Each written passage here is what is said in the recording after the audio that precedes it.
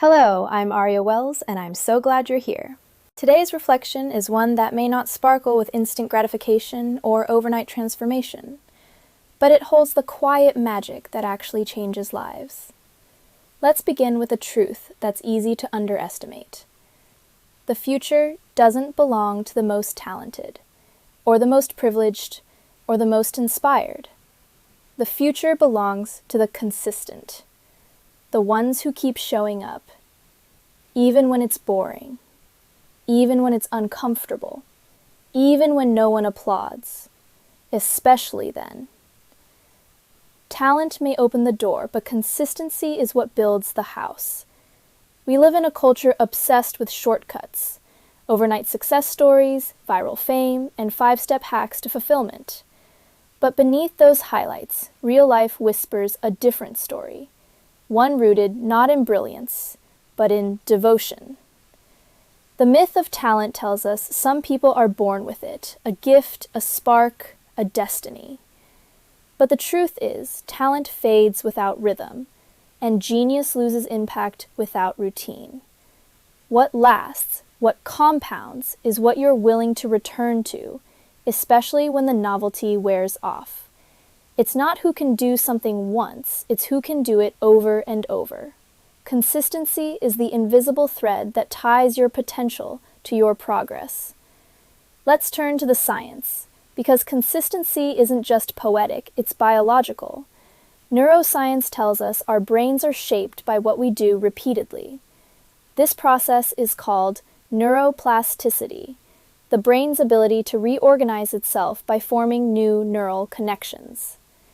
It means every time you show up, whether for your journal, your morning walk, your meditation cushion, your creative craft, you're not just building a habit, you're reshaping your mind. Think about that. Every consistent choice becomes a vote for the person you're becoming. And over time, these micro decisions add up.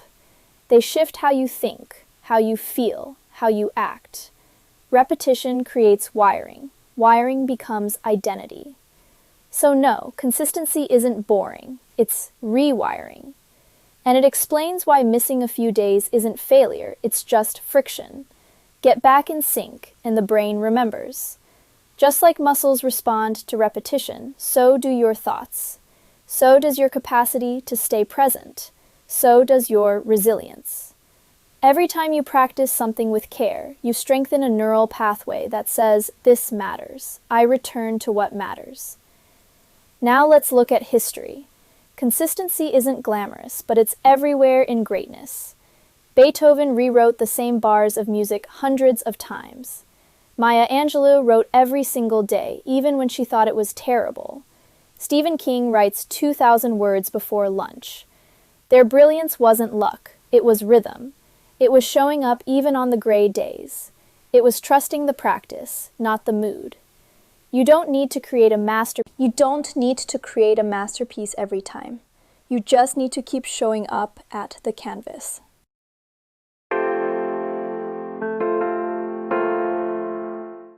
Spiritual traditions across the world have long honored the power of small, repeated acts. In Buddhism, monks perform the same chants each morning, not because they forget the words, but because the practice is the path. In Christianity, there's the notion of daily bread, spiritual nourishment that must be returned to, not hoarded.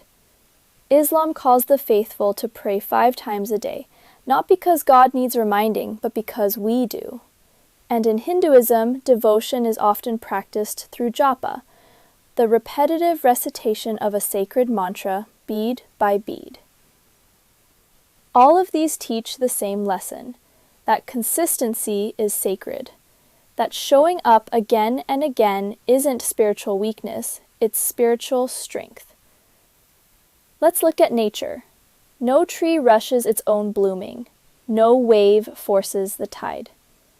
The mountain is shaped not by explosions, but by the patient work of wind and water.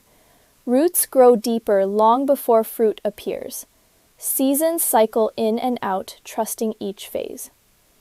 Consistency in nature isn't rigid, it's rhythmic. So what if your routines weren't chores but rituals? What if your daily walk was prayer? What if your journaling was communion? What if your messy creative process was your sacred dance? Nature honors process. It doesn't apologize for slowness. Why should you? Let your consistency be a soft, steady stream, not a flood driven by pressure. Let's talk about resistance, because even the most committed feel it. There will be mornings when the bed is too warm, evenings when your thoughts are too loud, days when it all feels pointless. That doesn't mean you're failing. It means you're human. We think consistency means never missing a beat, but it actually means learning to dance with resistance, to acknowledge the fatigue and still write the paragraph, to feel the doubt and still go on the walk, to carry the discomfort and still keep going. Consistency isn't perfection, it's perseverance, and the more you meet resistance with presence, not judgment, the faster it softens. You don't push through with brute force. You flow forward with gentle faith. So how do we build a life of consistent devotion? It starts with small, honest rituals. 5 minutes of stillness before you touch your phone. A single line in your journal each evening. 1 deep breath before each conversation. Lighting a candle before writing, reading, or praying. The point isn't to impress, it's to return. Return to yourself. Return to what matters. Return to the present moment, again and again. James Clear, author of Atomic Habits, says, "You don't rise to the level of your goals, you fall to the level of your systems." So build systems of care, systems of grace, systems that make showing up feel like a gift, not a grind. Let consistency be your companion, not your critic. Let's talk about failure, because it's where most people stop. But what if failure wasn't the opposite of progress, but part of the rhythm? Missing 1 day doesn't erase a week of showing up.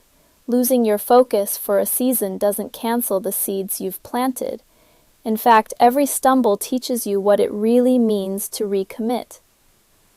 Consistency doesn't mean never falling, it means learning how to rise with more grace each time. Failure isn't a full stop, it's a comma.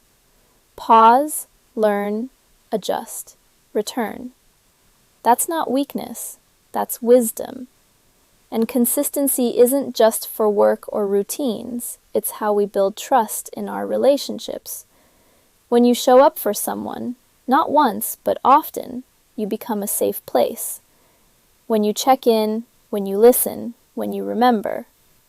Consistency says, you matter, not just today, every day. In healing, it's the same. It's not the breakthrough therapy session that rewires your pain. It's the quiet courage to keep going back, to keep breathing through discomfort, to keep journaling through confusion, to keep forgiving even when you're not quite ready. Healing is built in the same way as strength, little moments, repeated.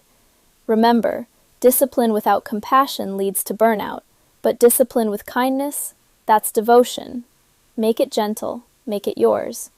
So let's come full circle. If no one claps today, clap for yourself. If the results are quiet, trust that growth still echoes. The future belongs to the consistent, not the loudest, not the luckiest, but the one who shows up again and again and again. Your efforts are never wasted, your repetitions are never lost. The tree doesn't bloom because of one sunny day, it blooms because of seasons of sun and rain and patience. You don't need to be the best, you just need to keep going.